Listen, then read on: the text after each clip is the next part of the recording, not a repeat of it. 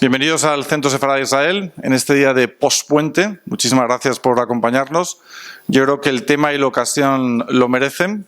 Tenemos aquí reunidos a dos personas que conocen en profundidad la cuestión del día de hoy, que son Francisco Villar, que fue el responsable de buena parte de la política exterior de España en aquellos años, de 1982 a 1992, que luego alargaremos un poco incluso en el tiempo, y también a José Antonio Lisbona, politólogo y historiador, y que también es uno de los grandes expertos en el mundo de lo que son las relaciones entre España y Oriente Medio. Nosotros cumplimos así el mandato de Centro Sefarad de Israel, que es dar a conocer lo que es las relaciones entre España y el mundo judío. Cosa de lo que evidentemente vamos a hablar hoy también, ¿no?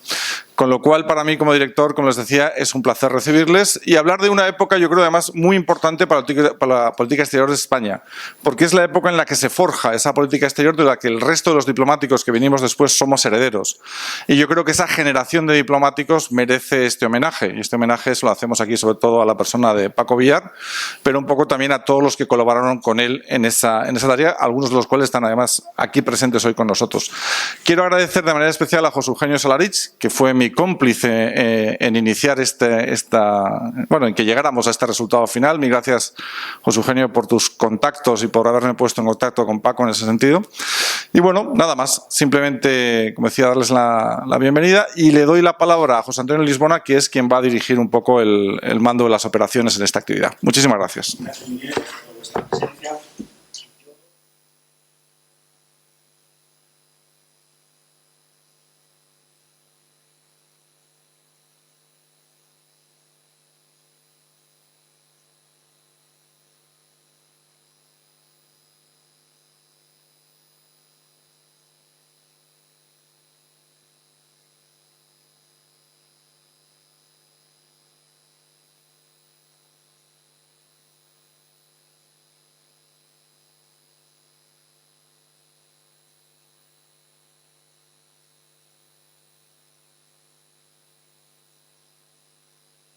¿Se oye? Sí. A mí me gusta cuando se tratan estos temas retrotraerme un poco más atrás, porque creo que es importante saber, para valorar los posibles avances o los méritos de un periodo concreto en nuestra política exterior, tratar de ver de dónde venimos, ¿no? Punto de partida. Entonces, yo obviamente no tenemos mucho tiempo, pero yo voy a mencionar en plan espero muy breve, muy telegráfico, por tanto, con bastante simplificación, que espero que me podáis perdonar. Quizá los dos, me voy a retrotraer incluso a la fase final del franquismo, previa al comienzo de la transición, a lo que llamamos transición exterior. Quizá las notas, a mi juicio, principales de la política del franquismo en Oriente Medio en relación con es, por una parte, la llamada y famosa tradicional amistad con los países árabes, que fue una de las principales de lo que Fernando Morán llamó y conceptuó, a mi juicio, muy acertadamente como políticas de sustitución del franquismo, es decir, aquellas políticas que intentaban sustituir las que el régimen no podía desarrollar, por razones evidentes, porque tenía vetado su ingreso en las principales organizaciones, digamos, eurooccidentales, ¿no? Comunidades Europeas, OTAN, Consejo de Europa, etcétera. Esta política tenía además un componente, o sea, no era simplemente una política de sustitución, que quizá era lo más importante, al igual que las políticas con Iberoamérica, sino que, y que el franquismo le sacó su partido, por ejemplo, en el escenario de Naciones Unidas, obteniendo en numerosas ocasiones los votos de casi todo el bloque o el grupo de países árabes, ¿no? Por ejemplo, para para acceder a los órganos restringidos, incluido el Consejo de Seguridad. La primera vez que España accede al Consejo de Seguridad, en pleno franquismo todavía, 69-70, pues en gran medida es gracias al voto, al apoyo de los países árabes. Pero también apoyo para la cuestión de Gibraltar, cuando España plantea en Naciones Unidas la cuestión de Gibraltar. Pero además tenía un componente ideológico, pero su contenido era más retórico que real. Al menos hasta el final de la etapa franquista, o casi el final, cuando se empieza a ver que hay unas razones económicas importantes a las que se puede sacar partido también con estas políticas, pero esto no se produce hasta la guerra del Yom Kippur en el 73 y la primera crisis del petróleo en el 74, ¿no? Con los boicots de los países árabes, y que España sale relativamente bien librada de esa situación. Y el segundo elemento, aparte de la tradicional amistad con los países árabes, de la política del franquismo en esta región, es obviamente la falta de relaciones diplomáticas con Israel. Sobre esto quizá José Antonio, que es quien más ha estudiado y quien más sabe de estos temas, nos puede luego ilustrar. En la primera fase de la transición exterior, que va del 76 al 82 inclusive, es la fase en que termina la llamada transición interior, es decir, la evolución a un sistema democrático, a un Estado social y democrático de derecho. No termina, en cambio, la transición exterior. La transición exterior continúa. Pero en esta fase yo señalaría también algunas notas o características. Por una parte, se intenta dar contenido a esa política con los países árabes más allá de la mera retórica que había caracterizado esta política durante el franquismo. Tiene lugar también en esta fase la llamada segunda crisis del petróleo. Y, bueno, cabría mencionar que en esta fase, a mi juicio, en la segunda mitad de los años 70, es cuando yo creo que puede afirmarse que empiezan a desarrollarse unas relaciones especiales del rey Juan Carlos con los países del Golfo, especialmente con Arabia Saudita, utilizando en general cauces personales y extradiplomáticos, es decir, al margen del ministerio y de las embajadas. Con Adolfo Suárez va creciendo, creo que es otro rasgo que cabe destacar de esta etapa, va creciendo en relevancia la cuestión palestina. Se produce la famosa visita de Arafat el 79, que tuvo un coste político para él indudable, dentro incluso de su propio partido, la UCD. Pero en general podemos caracterizar todavía la política de los gobiernos de UCD hasta el 82 en relación con Oriente Medio como de bajo perfil. Y finalmente mencionaría que ninguno de los gobiernos de UCD se deciden a establecer relaciones diplomáticas con Israel. Tema que también, si te parece, José Antonio, puedes desarrollar más adelante. Entramos con ello en el tema realmente objeto de este coloquio, que es el relativo a lo que podríamos llamar segunda fase de la transición exterior. La transición exterior, casi todos los historiadores la alargan hasta el año 86. Yo, sin embargo, en ese trabajo que publiqué hace ya unos cuantos años, yo la extiendo hasta el 88, y la extiendo hasta el 88, hasta finales del 88, porque creo que hasta entonces no puede darse por plenamente concluida la normalización internacional de España, que es en lo que, en definitiva, consistió la transición exterior. porque quedaban todavía temas o asignaturas pendientes muy importantes, sobre todo el desarrollo y consolidación de una política de seguridad y defensa, o en otras palabras el desarrollo de lo que se llamó el decálogo, los elementos de esta política exterior y defensa que había planteado ya el año 84 el presidente Felipe González en el Congreso.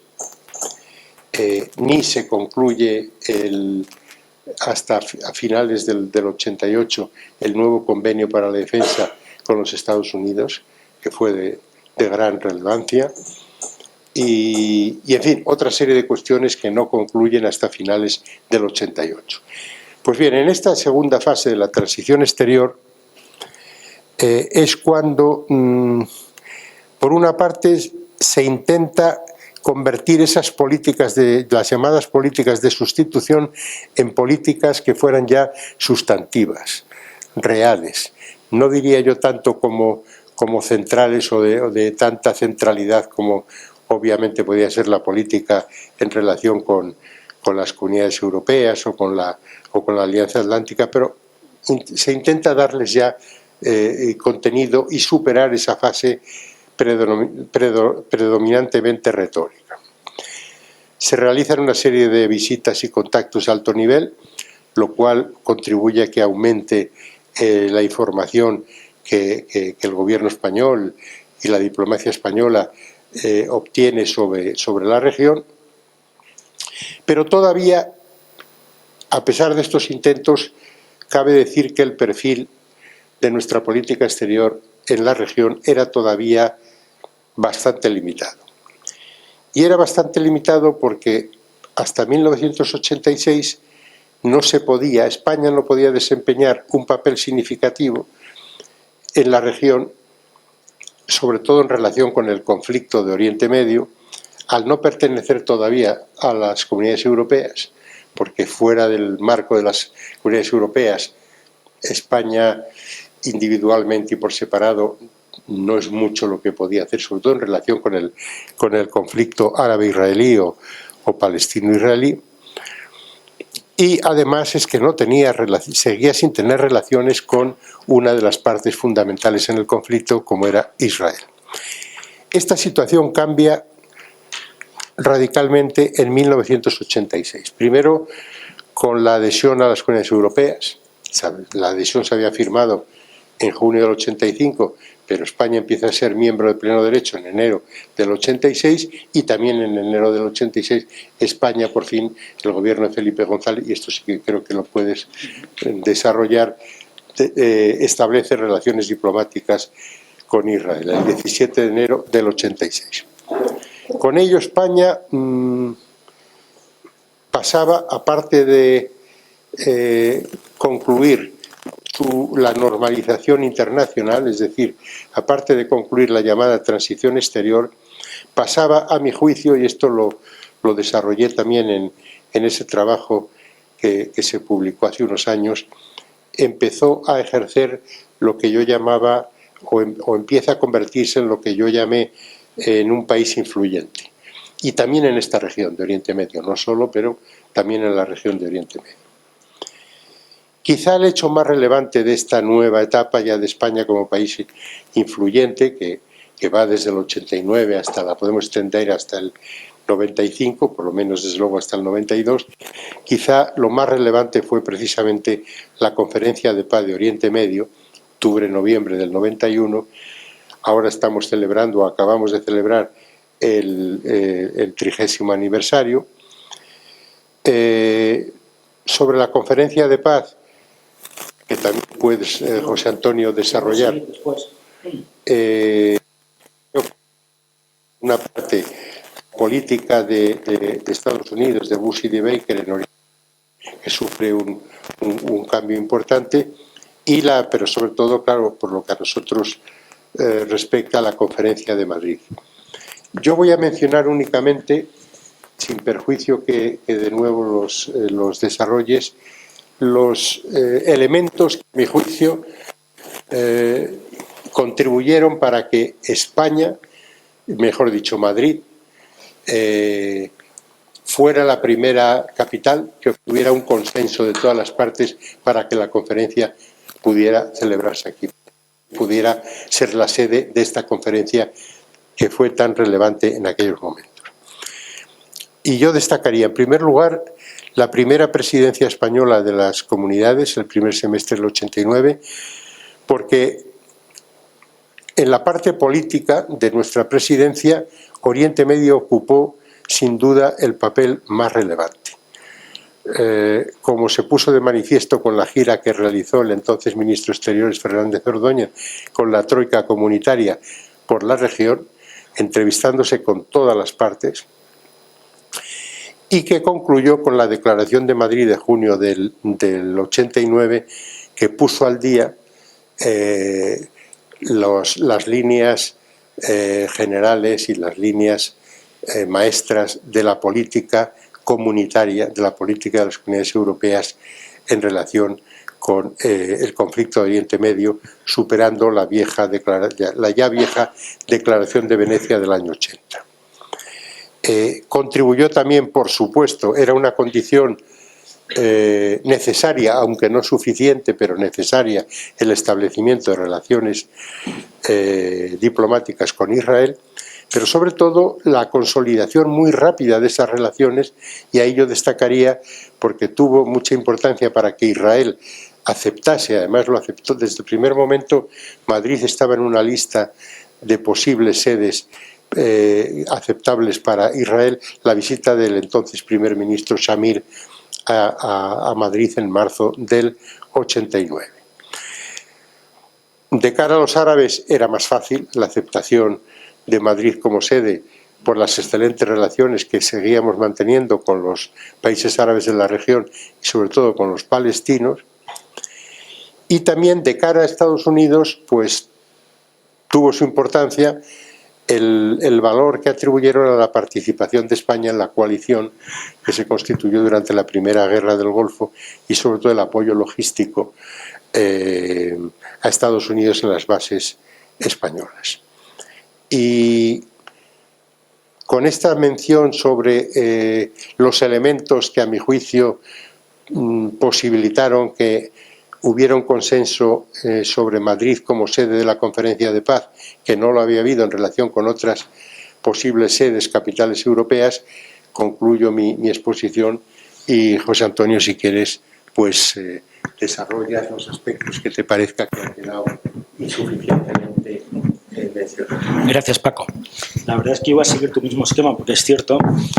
Yo creo que en el año 82, cuando se inicia la política exterior del gobierno socialista, partes muy bien de la herencia, del legado franquista de nuestra tradicional amistad con el mundo árabe, que había sido, digamos, había creado un valor y era un activo para nuestra política exterior durante la época de la UCD, tanto de Marcelino Oreja como de José Pedro Pérez Llorca, y sobre todo de Adolfo Suárez. Es decir, es un activo, es un valor de nuestra política exterior, que es más que esa política del legado de Franco, de la tradicional amistad, la tiene que traducir y convencer a Adolfo Suárez, y la convierte en lo que él llamaría una política progresista que se desarrolla en los últimos años en política exterior respecto a Oriente Medio. Sin embargo, efectivamente, en el año 82 se da la necesidad de que esa nueva proyección internacional de España no solamente está en base a la adhesión de la OTAN, que ya se había producido en la época de Calvo Sotelo y Pérez Llorca, sino en las negociaciones que se acabarían con la adhesión de España en la Unión Europea, en la entonces Comunidad Económica Europea. Y también tenía que cerrarse el ciclo de lo que era la universalidad de relaciones diplomáticas que se había iniciado en los primeros tiempos de Adolfo Suárez con la normalización con México y los países del Telón, pero faltaba nuestra anomalía, que era política exterior, era Israel, como así lo decía el propio Felipe González. Lo que está claro es que se tenía que homologar España al club donde nos teníamos que integrar, que era la Unión Europea, Y en esa política exterior del año 82, efectivamente, desde el 82 hasta julio del 85, que es el periodo de Fernando Morán como ministro de Asuntos Exteriores, nuestra política que se dirige hacia Oriente Medio está muy marcada primero en mantener nuestra política hacia el mundo árabe, considerando que es un activo y que no se podía perder, y de cara a nuestros intereses nacionales tenía que tener el menor perjuicio posible lo que era la, entre comillas, necesidad de establecer relaciones con Israel a través de la operación Erdei. Yo creo que cuando llega el gobierno socialista se dan cuenta de algo importante, que es que, a diferencia de lo que había sido el gobierno de Adolfo Suárez, es decir, y sobre todo en la segunda etapa de Adolfo Suárez en su segundo gobierno de las elecciones del 79. Es decir, España no puede ser mediador de nada, como así se lo habían pedido Hafez al-Assad o el propio Husseini o el propio Arafat, si antes no se establece relaciones con Israel, porque los israelíes siempre decían un embajador antes que un plan de paz. Y efectivamente, cuando Adolfo Suárez va a ver a Jimmy Carter con su idea de la solución del estrecho de Hormuz, y que efectivamente Occidente se tiene que acercar a la OLP, y que efectivamente un interlocutor es Arafat. Es decir, esa política no es comprada ni por Carter ni Cyrus Vance. En ese sentido, Felipe González ve que realmente es muy complejo la política de Oriente Medio y que España ahí no puede ejercer ningún tipo de mediación ni interlocución, y así se lo dicen algunas de las dos reuniones que mantiene con el propio Yasser Arafat. Es decir, lo que está claro es que cuando se inicia, yo creo que se inicia en el 82, pero yo creo que es algo que es tradicional a la política exterior de España en Oriente Medio desde el 76 hasta la actualidad, es que es una política de Estado común a todos los gobiernos de la democracia, y además consensuada por todos los partidos políticos que han gobernado, en este caso Partido Socialista o Partido Popular. Es decir, mantener una tradición política que está basada a favor de la paz justa y duradera en Oriente Medio a través del apoyo de un Estado palestino. Eso sea en los gobiernos de Adolfo Suárez, ya sea en los gobiernos de Felipe González, Aznar, Zapatero o Rajoy. En ese sentido se mantendrá como política tradicional. En el año 82, efectivamente, Felipe reconoce que es una anomalía, que no existe comparación con ningún otro país de Europa que España no mantenga relaciones diplomáticas con Israel, y que se debe gestionar esa operación de Erdei sin que perjudique ese activo de nuestras relaciones con el mundo árabe, y sobre todo sin que no haya un perjuicio para nuestros intereses nacionales. Y en eso yo creo que es importante el cambio de ministro. Es verdad que tú has trabajado con Fernando Morán durante mucho tiempo. Fernando Morán, que fue ministro de Exteriores con Felipe González hasta el 85, era una persona que también deseaba el establecimiento de relaciones, tenía otra serie de condicionantes para aplicar al Estado de Israel a cambio quería intercambios, quería compensaciones, cosa que en política exterior es muy difícil encontrar esas compensaciones. Y había que encontrar la ventana. Felipe González y el propio Paco Ordóñez sabían que era nuestra entrada en la Unión Europea, y fue el paraguas que se utilizó. Nosotros entramos el 1 de enero en la Unión Europea, y el 17 de enero es cuando establecemos relaciones con Israel. En ese sentido, yo creo que el impulso de Paco Ordóñez, de Francisco Fernández Ordóñez como ministro de Exteriores, es esencial. Y también mantiene a su lado un director general de política de Oriente Medio y África Oriente Medio, de Magreb, que es Jorge Descallar, que seguirá incluso hasta donde tú has llegado, que es la conferencia de paz, y junto contigo, a tus órdenes, se desarrolla esa conferencia de paz. Yo creo que se desarrolla una serie de políticas desde el 82 al 86, con 2 giras de un presidente, que es la única vez que un presidente de gobierno ha hecho 2 giras en un mismo mandato en Oriente Medio. Francisco Fernández Ordóñez, ministro de Asuntos Exteriores, hizo 3 giras, y el propio monarca Juan Carlos hizo visitas especiales y concretas, ya sea a los países del Golfo, básicamente Arabia Saudí, como también la última que desarrolla en diciembre del 85, antes del establecimiento de relaciones, a Jordania, para encontrar el beneplácito de los países moderados, como era Túnez o Jordania. En el 86, efectivamente, establecemos relaciones diplomáticas con Israel y yo creo que es un éxito de nuestra diplomacia en ese momento, cosa que tal vez era obligatorio, mantener nuestra política con el mundo árabe, porque, como hemos dicho, no podíamos perder ese activo. Y al mismo tiempo creo que fue importante para que luego, ya sea en la Conferencia de Paz de Madrid del 91, como más tarde, por ejemplo, en el proceso de Barcelona Euromediterráneo del 95, los países árabes hayan seguido manteniendo su apoyo a la visión que desarrolló España. Y sí que quiero destacar, porque yo creo que a pesar de los 35 años que hay de distancia entre la declaración unilateral que hizo España en el año 86, cuando establece relaciones, pero digamos, fue muy importante, yo creo que fue básico, digamos, para el mundo árabe, para que no perdiera confianza en España y, por lo tanto, no solamente ganar la interlocución de Israel, teníamos que estar teniendo relaciones con todos los países, si no la conferencia de paz nos hubiera hecho en Madrid, pero sí, digamos, ese decálogo que en nuestra posición de declaración unilateral se desarrolló. Yo creo que de esos 10 puntos, algunos ya se han cumplido, pero la mayoría siguen siendo básicos o siguen siendo patentes en nuestra política exterior hacia Oriente Medio. Entonces, en nuestra declaración unilateral en el 86, se establecen 2 declaraciones, una conjunta bilateral entre Israel y España y otra unilateral, que para mí sigue siendo parte integral de la actual política exterior de España, es mantener su tradicional política de amistad y solidaridad con el mundo árabe, reafirmar la prohibición de reconocer la adquisición territorial por el uso de la fuerza, reiterar el no reconocimiento de la anexión de los territorios ocupados a partir del 67, mantener el estatus de Jerusalén, rechazar la política de construcción de asentamientos, reconocer y garantizar los legítimos derechos y aspiraciones del pueblo palestino, singularmente el de su autodeterminación, garantizar el derecho a la existencia pacífica de todos los estados, incluido Israel, dentro de fronteras seguras e internacionalmente reconocidas, aceptar, respetar y hacer cumplir las resoluciones 242, 338 del Consejo de Seguridad, apoyar un proceso negociador, ya lo decíamos en el 86, auspiciado por auspicios internacionales,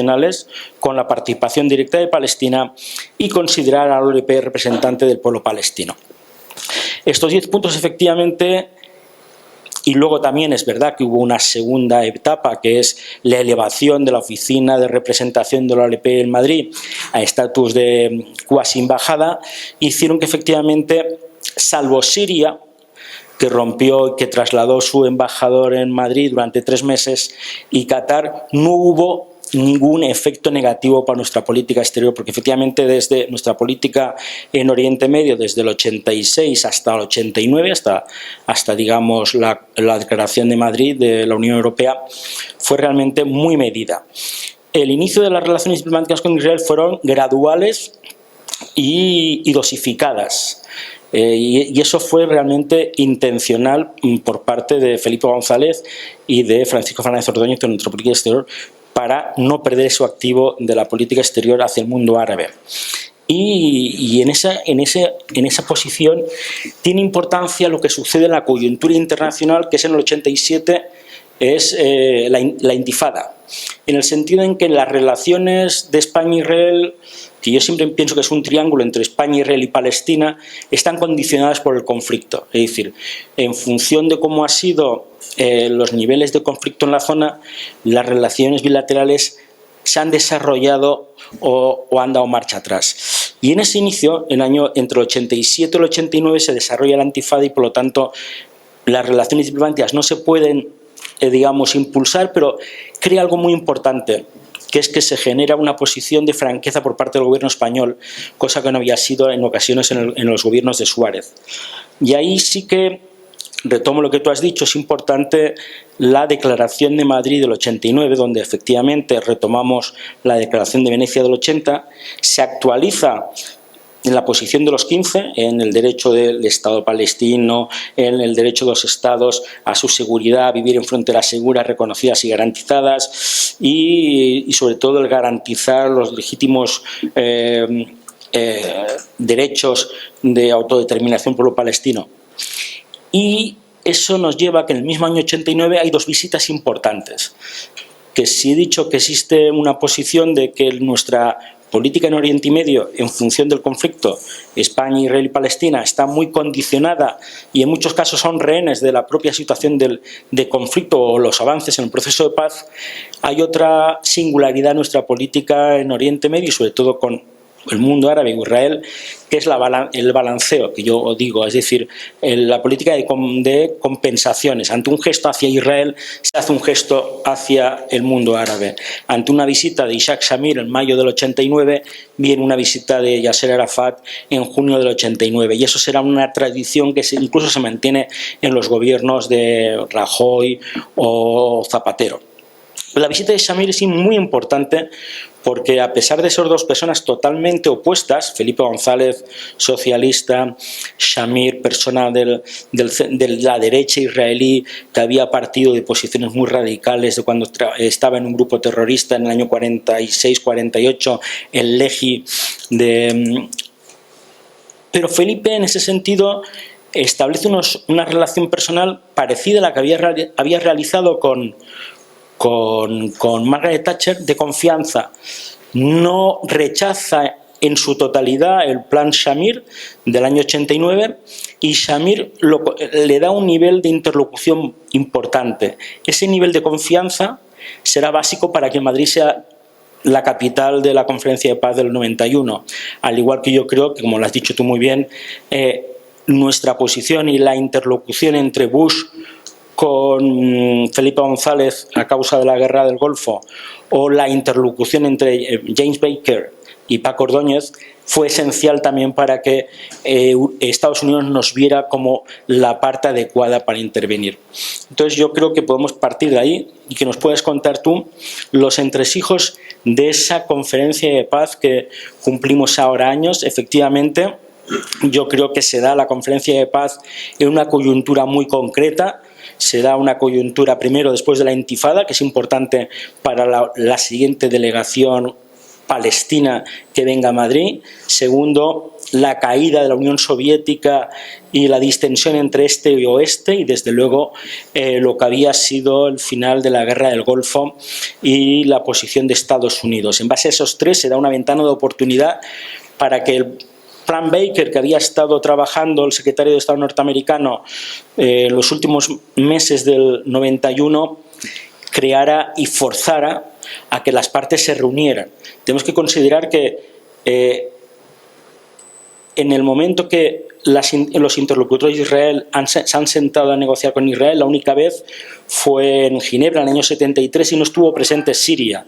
Es decir, en Israel se da la primera conferencia internacional sobre Oriente Medio donde están sentadas todas las partes. Países donde no solamente no mantienen relaciones diplomáticas con Israel, como es el Líbano, sino que incluso nunca ha habido un armisticio de paz después de la guerra del 48. Y es cierto que en ese sentido Israel se sienta, Shamir se sienta forzado por Baker, pero eso ya nos lo cuentas tú. ¿Cómo se traslada esa capital a Madrid? ¿Cómo Madrid gana a Roma y a Lisboa? ¿Y cuáles son los intríngulis de esa conferencia? Paco.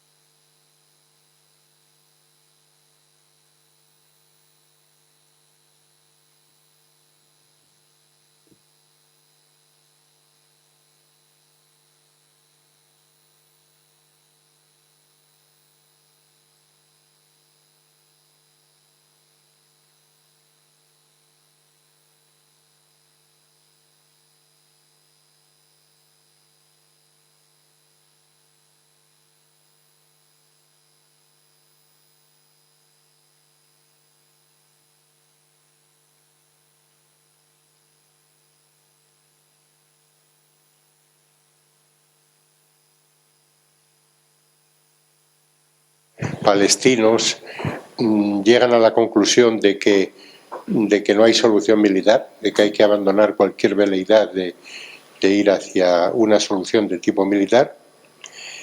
Segundo, llegan también a la conclusión todos los países árabes que realmente quien puede hacer avanzar el proceso de paz es un solo país, que es Estados Unidos. La Unión Soviética está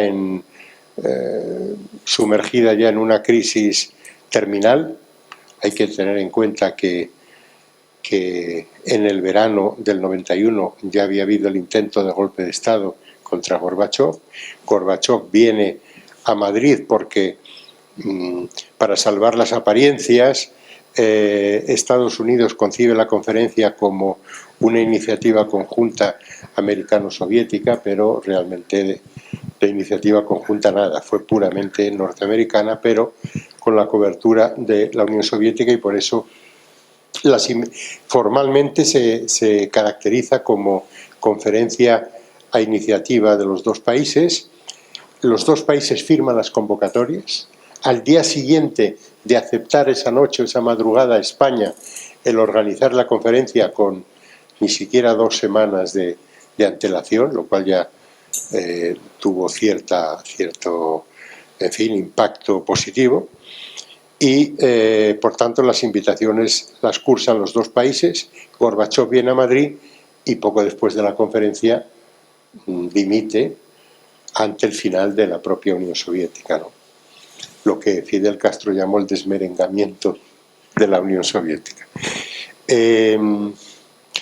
Entonces se produce ese cambio y Bush y Baker deciden implicarse y convocar una conferencia internacional, que no sería bajo los auspicios de las Naciones Unidas, como inicialmente se había sondeado e intentado, porque Israel no lo aceptaba bajo ningún concepto, pero con un caveat muy importante, y es que Baker en sus giras que efectúa durante la primavera y verano del 91 a la región, deja muy claro que en esa conferencia, al menos inicialmente, no se trataba de negociar un plan de paz, sino únicamente de tratar de crear una estructura que sirviese para luego, en el marco de esa estructura, negociar posibles acuerdos de paz,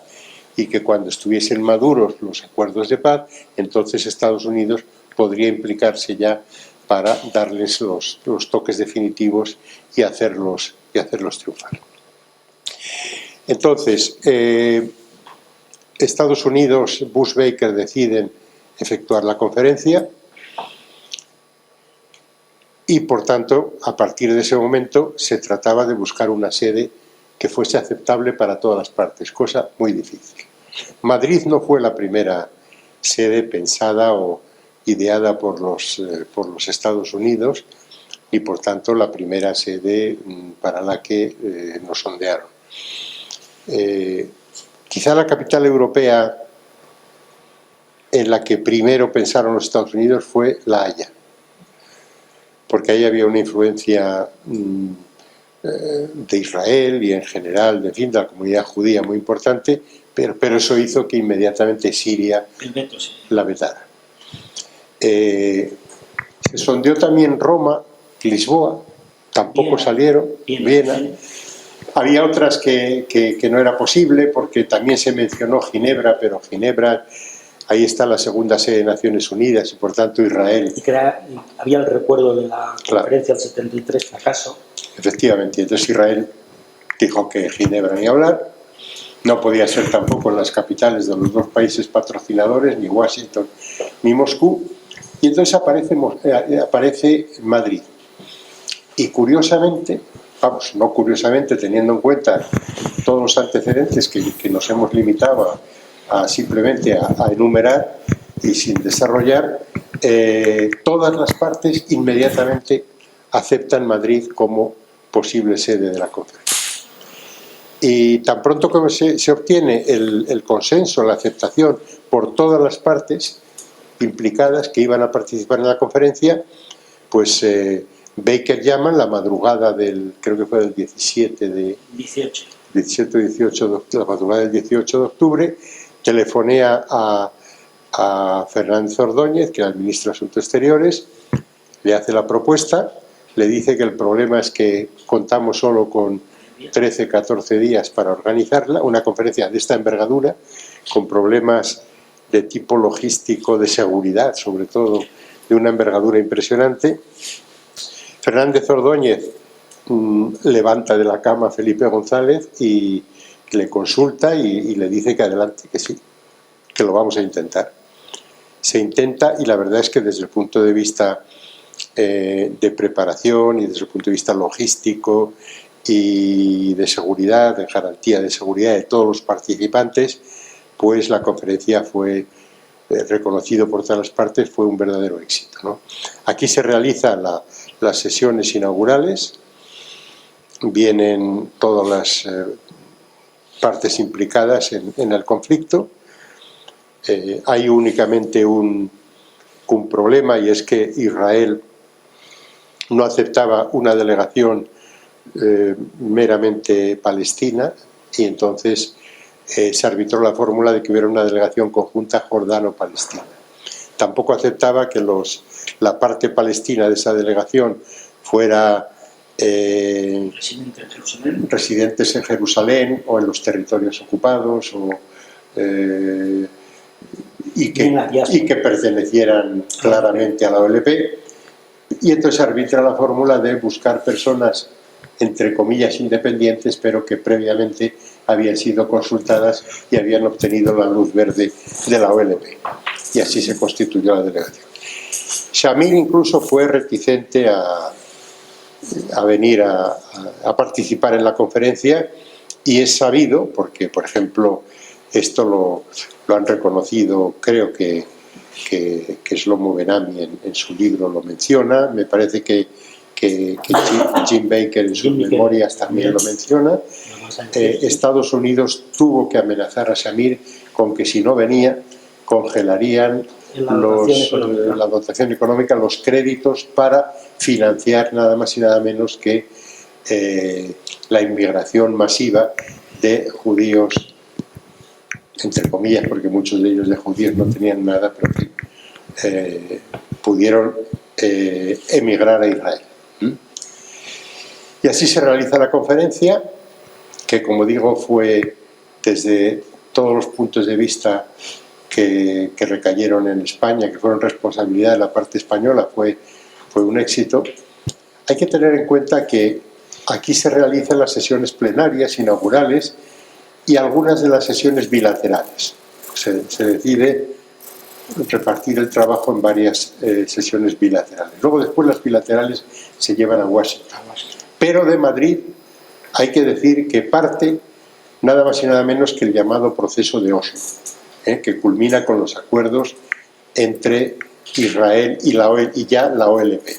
Porque llega un momento en que Shimon Peres se da cuenta de que si no se negociaba y si no se hablaba directamente con la OLP, eso no avanzaba. Y entonces decide iniciar un proceso muy discreto, utilizando un canal preexistente que estaba en Noruega, muy discreto, más discreto desde luego que cuando se intentaba establecer canales a través nuestro, a través de España, y las gentes de Peres se implican y trabajan, negocian durante años. Uri Savir fundamentalmente, que luego escribió un libro sobre el proceso de Oslo y que había participado, por cierto, en el ERDEI, en el proceso que conduce al establecimiento de relaciones con Israel, y que era un hombre muy próximo a Shimon Peres, con el que yo tuve bastante relación después, y culminaron en los acuerdos de Oslo del año 93. ¿Qué pasó después? Bueno, pues que todo esto se va al traste porque se van imponiendo los elementos más radicales en un lado y en otro. Se produce que fue nefasto para el proceso, el asesinato por un extremista judío de Yitzhak Rabin, persona que realmente tenía todas las cartas en su mano para hacer avanzar el proceso de paz. Segunda Intifada, etcétera, etcétera. Pero, en fin, eso ya es un gesto. Sí, para completar lo que tú has dicho, efectivamente, cuando existe una terna Madrid-Lisboa-Roma, Roma se descarta por caos circulatorio y por falta de seguridad. Lisboa se descarta por falta de confianza en la logística hotelera y de ciudad de reunión, porque pensemos que vienen 7.500 periodistas, más de 100 cadenas de televisión, la delegación americana eran 800 personas, la delegación diplomática y presencial, no aparte de la que era de seguridad. La delegación soviética eran 150 personas, eran 9 delegaciones y que también, por lo tanto, había en esos 10 días, desde el 18 de octubre hasta el 30, teníamos que organizar no solamente el lugar de las reuniones, que era el Palacio de Oriente, con toda una serie de detalles importantes que hubo que hacer para vigilar la idiosincrasia de cada una de las partes. Entonces, bastantes tapices de Santiago Matamoros, una escultura de algún turco que también había que limitar, los colores de los manteles, porque no podían ser de que premiara ninguna confesión religiosa o una bandera. Y en efecto, yo creo que lo más importante, aparte de que Baker hiciera sentar a Shamir y que la propia delegación israelí la presidiera el propio Shamir, que era la única delegación de países interlocutores que venía a nivel de primer ministro, los ministros de Jordania o de Egipto o de Siria eran ministros de Asuntos Exteriores, pero vino el propio Shamir por cuestiones de política internacional. El viceministro de Asuntos Exteriores entonces, Bibi Netanyahu, era el portavoz de la delegación, pero no confiaba entonces en su ministro de Exteriores, David Levy. Pero sí que es importante el trabajo previo que tiene que hacer Israel también con el rey Hussein de Jordania, para que el rey Hussein de Jordania acepte que dentro de la delegación jordana haya la delegación palestina.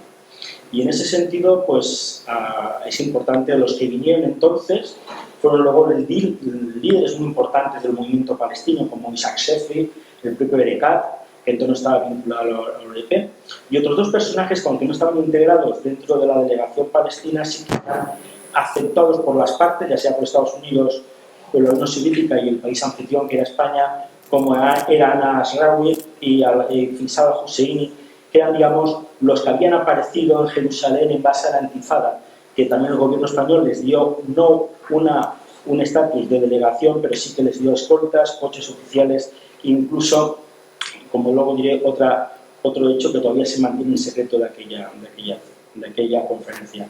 Yo creo que aquella conferencia tenía la posibilidad de haber sido un éxito logístico, un fracaso logístico, y haber sido seguramente, cuando se sentaron las partes, un fracaso político, pero realmente, como hubo la segunda fase, la fase bilateral, también se consiguió un éxito político, hubo un éxito logístico y un éxito político en el sentido que no solamente se desarrolló la primera fase de plenario, sino, como tú has dicho, las 3 reuniones bilaterales: Israel, jordano-palestinos, Israel, Líbano, Israel, Siria. Israel-Siria. El motivo de seguridad fue muy importante. Dicen todos los responsables de entonces que los norteamericanos quisieron entrar en el Palacio de Oriente por 3 veces para poner a prueba la seguridad española, y por 3 veces la Guardia Civil detectó los explosivos que querían colocar agentes de la CIA. En ese sentido, España fue muy rigurosa tanto en los temas de seguridad. Asimismo, España, es verdad que, como dijo tu director general, Jorge Ezcayar, la música lo ponen los norteamericanos, las partes ponen las bailarinas y nosotros nos han pedido que pongamos el salón. España hizo un poco más. La verdad es que tu departamento, no lo has comentado, pero creo que como práctica diplomática los dos niveles de enlaces diplomáticos y enlaces militares que se establecieron para cada una de las delegaciones, un enlace diplomático con embajadores españoles que en algunos casos estaban in situ, los hicimos venir, en otros casos eran embajadores o altos diplomáticos que estaban jubilados, para que hubiera un enlace diplomático en cada delegación y también hubiera un enlace militar para los temas logísticos. Porque España no solamente puso, digamos, el salón para que la gente bailara, sino también hizo tres cosas importantes, que era informar, facilitar los contactos y transmitir mensajes entre las partes. Y en ese sentido, Israel durante esos días se sentaron con los sirios en reuniones secretas, Israel se sentó con los libaneses también, hubo intercambio de contactos, pero no solamente eso. España puso un avión en una base militar española en Madrid para que cada noche, por lo menos 3 noches seguidas, la delegación palestina pudiera ir a Túnez, si iba por la noche, y regresaba el día siguiente por la mañana para que pudieran tener conversaciones con los dirigentes de la OLP, con la aceptación, por supuesto, y apoyo de Estados Unidos, la Unión Soviética, y conocimiento de los israelíes. En ese sentido, ese éxito organizativo también llevó al éxito político logístico, de seguridad y el tema bilateral. Y eso nos lleva a que los últimos años de este periodo que nos han marcado, del 82 al 92, y que yo ampliaría hasta el 96, por aquello de que el proceso de Conferencia de Paz de Madrid se traslada a lo que es Oslo, incluso el tratado bilateral de Hussein y Rabin, también lleva a lo que se llamaría, digamos, esa segunda presidencia española del año 95 de la Unión Europea, que facilita, para mí, 2 hechos importantes, aunque son más multilaterales, pero que es que España tiene una posición importante en la Unión Europea y en Oriente Medio. Por un lado, en el año 95, durante esa segunda presidencia, la política europea en Oriente Medio tiene acento español. Teníamos Mr. Pex, la primera vez Javier Solanas era de política exterior. Teníamos un vicepresidente en la Unión Europea como Manolo Marín, que era el comisario para ampliación y asuntos del Mediterráneo, y un poquito más tarde también se nos encomendó a un diplomático español como Curro Moratinos, Miguel Ángel Moratinos, ser el enviado especial para la Unión Europea. Y de ahí nace también un poco de esa segunda presidencia lo que yo acabaría en el sentido de que somos los protagonistas y se nos delega también para que España no solamente en el año 91 hubiera sido sede de la Conferencia Internacional de Paz de Oriente Medio, sino también sea en el año 95 la sede de la Conferencia Euromediterránea. Como anécdota, ahora que lo digo, como las partes no querían que se llamara Conferencia Internacional de Paz de Oriente Medio, que yo recuerde, ya estaban hechas todas las acreditaciones, como 20.000 acreditaciones, Conferencia Internacional de Paz de Oriente Medio, y ante la protesta de Israel, porque no quería que fuera un nivel internacional, creo que por la noche hubo que cortar todas las credenciales de los delegados y los periodistas, los miembros de seguridad, eliminando la conferencia internacional. Pero creo que en ese sentido el éxito de la conferencia, yo creo que lo pondría en la relación personal de Felipe González con Bush, la relación personal de Paco Ordóñez con Baker, que la verdad es que tú que conociste muy de cerca al ministro Paco Ordóñez, si algo tenía el ministro es que era muy poco discreto. Se le conocía por sus... Y en ese periodo, desde que le llama Baker el 18 hasta que realmente se celebra la conferencia, con Baker tuvo una discreción total. Y eso también para Baker lo reconoció más tarde. ¿Cómo valoras la posición de Paco Ordóñez en esa conferencia?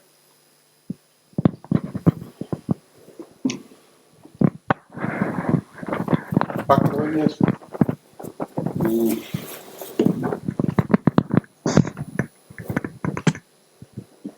efectivamente había establecido una buena relación con Baker.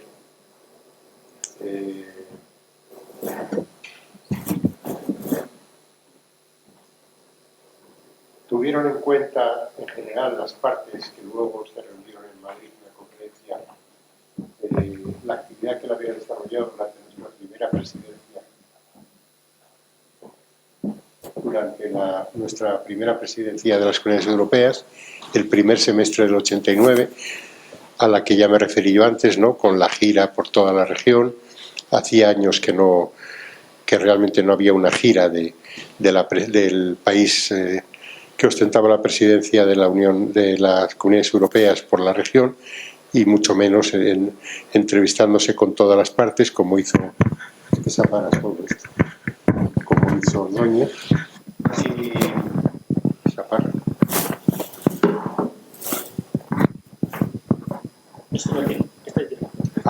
y su participación en la elaboración de la Declaración de Madrid, ¿no?, que puso al día la Declaración de Venecia de las Comunidades Europeas en junio, y efectivamente la relación durante la Guerra del Golfo. Ahora, luego, sobre la conferencia propiamente dicha, no tuvo un papel muy importante por la sencilla razón de que estaba ya muy enfermo.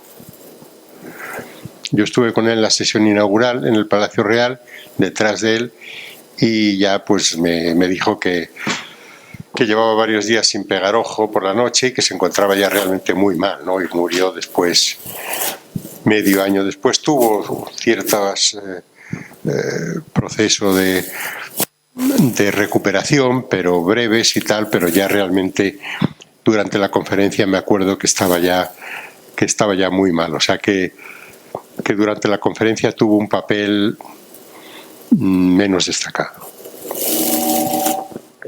5 minutos para preguntas. Si alguien quiere preguntar, algún comentario añadido, réplica.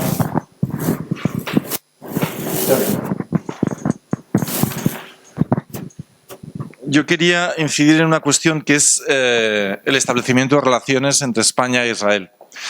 Primero, con una reflexión que hizo en su momento Samuel Hadas, el primer embajador de Israel en Madrid, que es algo así como que España e Israel, desde el nacimiento del Estado de Israel, tuvieron ciclos desacompasados, decía él, ¿no? Después de la Guerra Mundial, España estaba ávida de aliados en los foros internacionales, pero Israel no quiso hablar con España. España era un país aliado de los nazis, con lo cual desechó eso. Después fue al contrario, era Israel el que necesitaba aliados, pero España ya había cimentado la tradicional amistad y ya no era el momento, no se consideró desde el régimen el establecimiento de relaciones con Israel, ¿no? Los contactos luego no desaparecieron, o sea, había un diálogo. Y luego de lo que habéis dicho es cierto, ese baile no era un baile entre dos, era un baile entre tres. El concepto de los palestinos siempre estaba presente. Y yo añadiría otra cosa que tiene una profunda carga en la relación entre España e Israel, que es el pasado histórico común. La memoria de Sefarad, con sus cosas buenas y sus cosas malas, es importantísima también en todo lo que es el avance entre España e Israel. Pero mi pregunta va más bien en un sentido, que es, ¿no creéis que tal vez alargamos demasiado el concepto de la amistad tradicional y no llegamos un poco tarde al establecimiento de relaciones diplomáticas? ¿No se podría haber hecho antes y ganar unos años en esos pasos y conseguir que las relaciones entre España y Israel se hubieran normalizado antes, de alguna manera, para que, evidentemente esto luego abrió la puerta a muchas cosas, pero si eso no se podía haber hecho, tal vez, como decías Paco, al acabar esa transición interior, al inicio de la política exterior, tal vez a principios de los años 80, ya con el primer gobierno socialista probablemente, no se podía haber hecho antes, si esto respondió tal vez a ciertos temores en algunos sectores de la política exterior de España, o cuáles fueron los motivos por los que ese paso no se dio con unos años de anticipación. Respondo yo primero. Yo creo que sí, que en efecto llega tarde el establecimiento de relaciones, aunque motivado, yo creo. En el sentido, yo creo que durante el franquismo se crea esa retórica de la tradicional amistad hispanoárabe, que en efecto durante los primeros años, yo creo que poco antes, y lo menciono porque es un excelente libro de Paco Villar sobre la autodeterminación del Sáhara, no solamente el año 73 se comprueba en España el tema de la amistad hispanoárabe con el tema económico, sino entre los años 70 y 75 también España comprueba que tal vez la posición de la tradicional hispanoárabe de apoyo había sido un poco ficticia, puesto que en los procesos de descolonización, no tanto en el de Marruecos del 56, pero sí en el del 73-75 por parte del mundo árabe respecto al Sáhara, el apoyo de las monarquías del Golfo y de países como Libia a Marruecos fue total, incluso apoyando económicamente lo que fue la Marcha Verde. La mayor oportunidad hubiera sido con valentía, una vez fallecido el dictador Francisco Franco, en ese gobierno donde el conde Motrico Arilza sí que intentó establecer relaciones diplomáticas, y efectivamente en ese momento sí que una de las relaciones principales fue el del petróleo. Y todos los interlocutores lo que hablan son las grandes comisiones de petróleo que recibían personajes importantes del régimen y del búnker. Y posteriormente, aunque Marcelino Oreja, y tal vez más que Marcelino Oreja, el propio Adolfo Suárez, intentó establecer relaciones, sí se dio algo que un asunto de política exterior no se puede convertir en política interior, y era el tema del apoyo del mundo árabe, del posible apoyo de países árabes a la independencia de las Islas Canarias. Aparece no solamente Islas Canarias, también podía haber habido el tema de Ceuta y Melilla, pero efectivamente entre el año 79 y el año 81 efectivamente hay una posición de grave peligro, de debate en la UA a la españolidad de Canarias, y allí los mensajes que llegan de algunos países es que se podría votar, que el reconocimiento de Israel en ese momento era realmente poco prudente. Entonces, convertir un hecho de política interior en política exterior fue negativo y se rechazó. Yo creo que al inicio de la democracia el tema petróleo fue importante, y en los años de la UCD nuestra cercanía con Assad, Hussein, Gaddafi y otros países más bien radicales que no de los moderados, y sobre todo con el peligro, la espada de la falta de españolidad de las Islas Canarias, pesó para que no hubiera relaciones.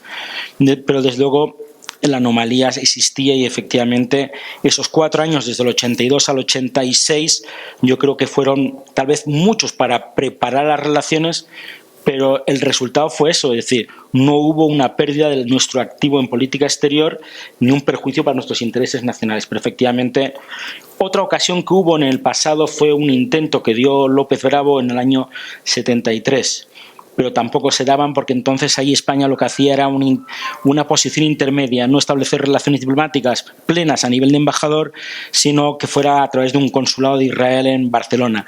Y ahí Israel no quería entrar por la puerta trasera, es decir, si establecemos relaciones diplomáticas son de pleno y de embajador. Sí, vamos a ver, durante el franquismo era realmente impensable, ¿no? O sea, después de que cuando se constituye el Estado de Israel, es Israel efectivamente quien primero rechaza el establecimiento de relaciones con España y con Alemania porque estaba todavía demasiado próximo el régimen nazi y el Holocausto, y en el caso de España por la proximidad y la alianza por lo menos ideológica y más que ideológica con el régimen nazi, y el apoyo decisivo que Hitler había prestado a los generales rebeldes del 36. Pero efectivamente después, a partir de los años 50, cuando empiezan a abrirse brechas en el aislamiento del régimen, Israel, por razones estratégicas, y eso José Antonio en uno de sus libros lo explica claramente, por razones estratégicas, empieza a reconsiderar su posición, y en el 56 ya se han producido una brecha muy importante, ¿no? con los acuerdos con Estados Unidos y el concordato con el Vaticano en el 53. Entonces solicita formalmente el establecimiento de relaciones diplomáticas, y es entonces el régimen franquista que dice no lo toma en consideración. Yo creo que era impensable, pero no solo por tradicional amistad, la famosa tradicional amistad con los países árabes, sino también por razones ideológicas. Es decir, es que no olvidemos que uno de los elementos fundamentales desde el punto de vista ideológico del régimen franquista era el llamado contubernio judeo-masónico, ¿no? Al que a veces luego se añadía también el término bolchevique. El tema del contubernio judeo-masónico fue muy importante en el franquismo, y al que no al que no haya leído de vosotros el reciente libro de Paul Preston, lo recomiendo porque uno de los elementos que él estudia más a fondo en este último libro es precisamente el tema y la importancia del contubernio judeo-masónico. Si se pudieron establecer relaciones diplomáticas antes, ya durante la transición, pues yo también pienso que sí. Pero los gobiernos de UCD, por distintas razones, yo tengo mis dudas de que todos tuvieran más o menos predisposición o decisión de establecer relaciones diplomáticas, pero en fin, el hecho es que no se decide, ninguno de ellos se decide. José Antonio ha explicado algunas de las razones. Y Felipe González, en cambio, ya en diciembre, cuando se constituye su primer gobierno, en diciembre del 82, tenía muy claro el que iba a establecer relaciones diplomáticas con Israel. Pero también le advirtió a Israel desde el primer momento, sobre todo a través de su relación muy estrecha con Simón Peres, ¿no?, en el marco de la Internacional Socialista, que el establecimiento de relaciones se realizaría con mucha prudencia, de forma gradual, y eso explica fundamentalmente el que hubiera un lapso de tiempo muy largo, desde el 83 hasta enero del 86. Porque no se encontraba la coyuntura más favorable. Hay que tener en cuenta que no solo juega, es un matiz que introduzco en la exposición de José Antonio, no solo juega el tema de la evolución del conflicto palestino-israelí para explicar la evolución de las relaciones diplomáticas entre España y Israel o el hecho de que se retrasara tanto el establecimiento de relaciones, sino que hay otro elemento muy importante y es también la política interna israelí. Es decir, con independencia del conflicto con los palestinos, es que no era lo mismo establecer relaciones con un gobierno con otro israelí o con un gobierno israelí que intervenía, invadía el Líbano o amparaba, por ejemplo, la matanza de Sabra y Shatila, ¿no? Es decir, que la evolución de la política interna israelí también jugó un papel muy importante para encontrar el momento más oportuno. Y luego el otro elemento que puede explicar el retraso en el establecimiento de relaciones es que era necesario explicarlo con paciencia y con determinación al mismo tiempo, explicar que se iban a establecer relaciones a los países árabes. No solo a los radicales, sino también a los moderados. El tema de la cuestión de Canarias, yo no creo que tuviera un papel muy importante. La cuestión de Canarias no salió, afortunadamente para nosotros, no salió del marco africano, en primer lugar, y además fue un tema movido casi exclusivamente por Argelia. Pero los países árabes de Oriente Medio no creo que hubieran apoyado pretensiones. Realmente era una utilización de un tema que sabían que los propios argelinos sabían que no iba a llevar a ninguna parte, pero lo utilizaban primero como presión y después como desahogo después de su enorme derrota diplomática con los acuerdos de Madrid en relación con el Sáhara. Pero así como sobre el tema del Sáhara, eso sí, tuvimos desde el primer momento muy claro que al margen de todas las amistades tradicionales con los países árabes, si Marruecos apretaba o pisaba el acelerador, iba a tener el apoyo de todos los países árabes, incluidos los más moderados. En el tema de Canarias, yo creo que más allá de Argelia no habría habido ningún país árabe probablemente que hubiera apoyado. No sé si quizá Libia, algo, pero... Aparece Libia, aparece Argelia, incluso Marruecos como presión, quizá, como mera presión. Abrir el tema Marruecos, sí. Una pregunta. Sí, embajador.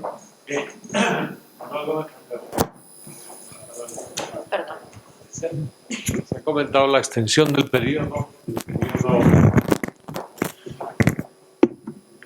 al que hace referencia el coloquio, como más allá del 92.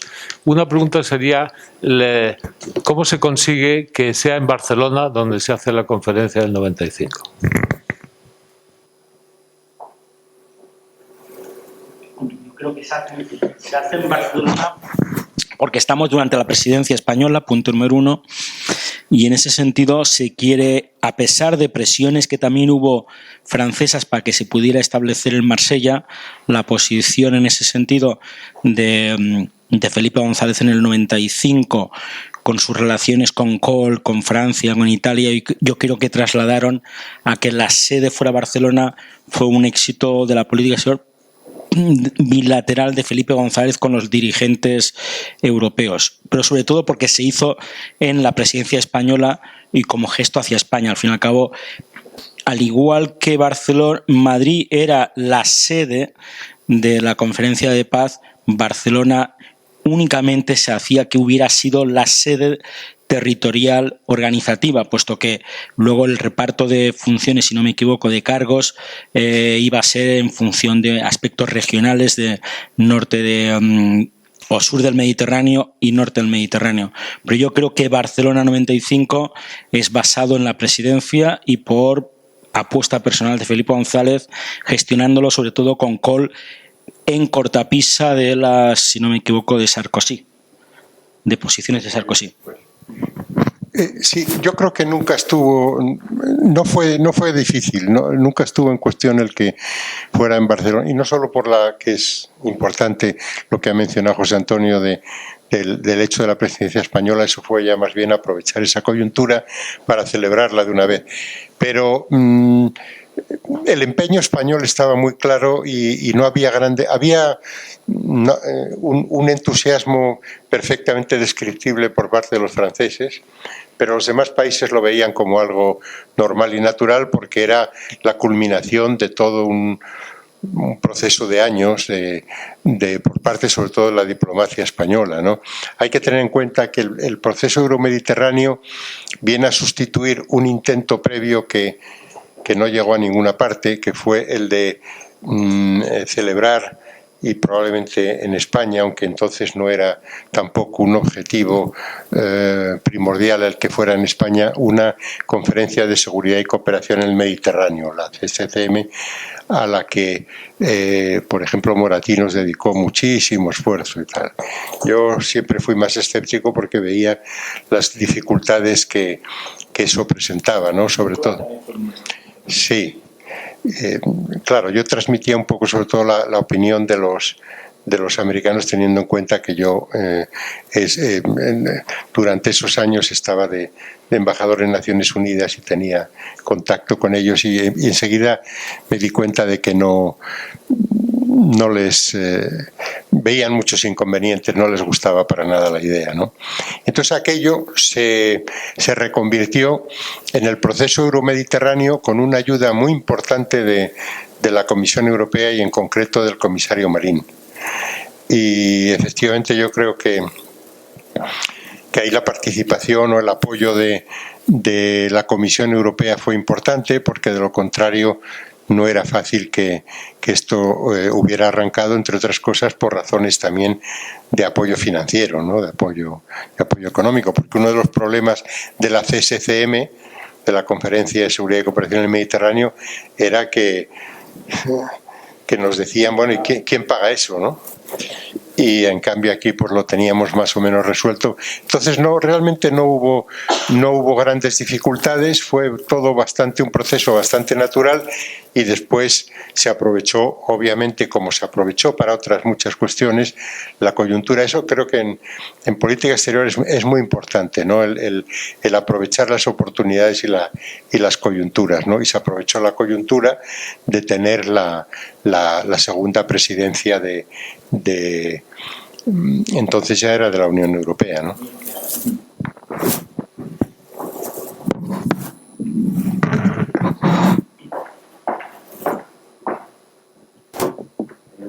Quería preguntar de la conferencia de Madrid con las relaciones diplomáticas con el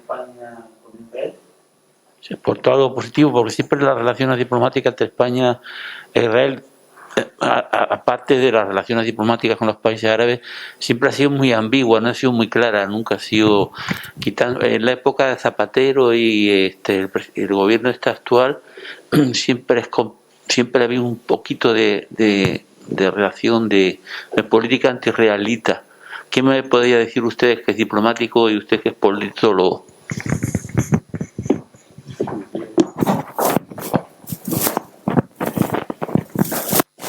Bueno, que la conferencia de Madrid abre un periodo interesante de consolidación de las relaciones de España con Israel en varios ámbitos. Son unas relaciones que se van desarrollando gradualmente en distintos terrenos, pero se producen avances en muchos de ellos bastante notables, ¿no? Y después tienen y han tenido y seguirán teniendo sus altibajos naturales, ¿no? Por distintas causas, es decir, a veces incluso las más nimias, como pueden ser el tipo de relaciones entre el tipo la cuestión de que funcione peor o mejor la química, efectivamente, personal entre los primeros ministros, la política de uno u otro país, sobre todo en el caso de España, la política de Israel. Entonces, pues en función de todos estos elementos y más todavía, pues tienen sus altibajos. Nunca, pero eso ocurre con muchos países, ¿no? Nunca las relaciones bilaterales tienen una línea de actuación totalmente plana, ¿no? Es más bien, casi todas van en forma de dientes de sierra, ¿no? Sí, yo creo que la luna de miel entre Israel y España podría iniciarse un poquito antes de la conferencia de paz, efectivamente, con la visita de Isaac Shamir en mayo del 89, y que podría durar hasta que fracasa el proceso de paz, es decir, hasta un poco más allá de 1996-97. En ese sentido, pensemos que en el 89 viene Isaac Shamir a España, en el 91 es la conferencia de paz. El éxito de la conferencia de paz lleva a que el presidente Felipe González haga la primera visita de un primer ministro español a finales del 91, que le acompaña Paco. Luego el rey vaya en el año 93, Isaac Rabin venga en el año 95 a España. España en esa presidencia del año 95, Felipe González tenga que ser el representante en la Unión Europea y se sienta en el acuerdo de paz jordano-israelí, tenga que estar Felipe González también en el funeral de Isaac Rabin. Hay cierto protagonismo español, pero yo sí que considero que, como dice Paco, son más bien unos dientes de sierra en función, primero, de la coyuntura política del proceso de paz. Segundo, como ha dicho muy bien él antes, las relaciones diplomáticas no llevan consigo a que los gobiernos aprueben la política de cada una de las partes, efectivamente, y efectivamente la química personal en los últimos años ha sido importante. La química que tenían Aznar con Bibi Netanyahu no es la química que tenía posteriormente otros dirigentes españoles con los israelíes. Y en la actualidad yo creo que estamos en un proceso. Pero sí que hay una cosa que sí quiero matizarte a lo que has dicho. Yo en ningún caso pensaría que la política española ha sido anti-israelí. Incluso los propios israelíes, cuando hablas en serio con ellos, con los miembros de la política exterior israelí, con sean diplomáticos o académicos, ellos pueden decir o pueden llegar a considerar que la política española ha sido más pro-árabe o más pro-palestina en algunos casos.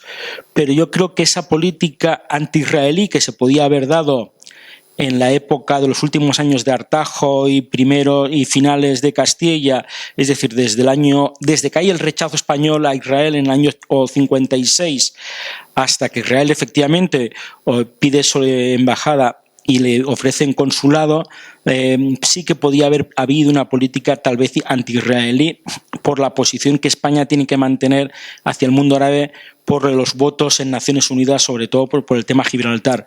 Pero yo creo que ahora nadie consideraría que España ha mantenido o mantiene una posición anti-israelí, sino en todo caso una posición, como ellos dicen, un poco sesgada hacia Palestina, hacia la Autoridad Nacional Palestina o hacia el mundo árabe.